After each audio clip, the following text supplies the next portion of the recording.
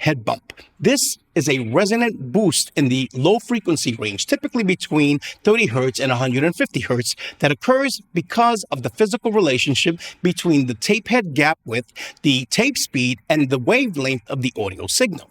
Let's take a closer look. When a low frequency sound wave is recorded on tape, its wavelength on the tape is long, physically long.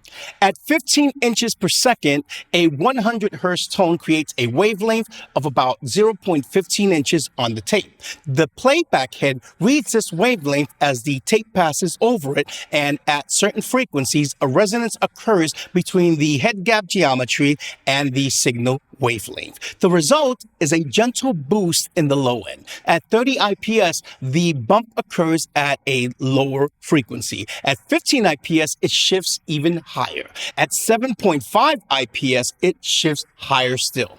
This is why different tape speed settings on a plugin changes the low end character of the sound. You're literally moving the resonant frequencies of the head bump. The head bump is actually where the weight and body of the tape sound comes from.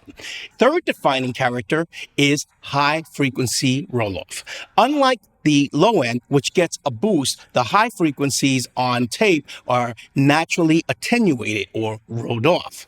And this happens through three distinct physical mechanisms. First, gap loss. The playback head has a physical gap.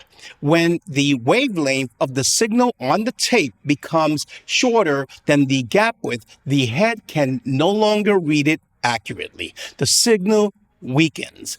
At very high frequencies, it disappears entirely. Second, eddy current losses. The magnetic core of the tape head generates small circulating currents at high frequencies. These eddy currents dissipate energy as heat, effectively absorbing high frequency content. And third, self-erasure. When you record at very high levels, the high frequency energy on the tape can actually partially erase itself. The magnetic fields are so dense that they interfere with adjacent magnetization on the tape. The combined effect of all three mechanisms is a natural, gentle, high-frequency roll-off. And this is the smoothness that engineers associate with tape. It's a built-in de-esser, a built-in harshness reducer. Digital audio, by contrast, preserves every frequency with absolute precision, including frequencies that can sound brittle, harsh, or fatiguing.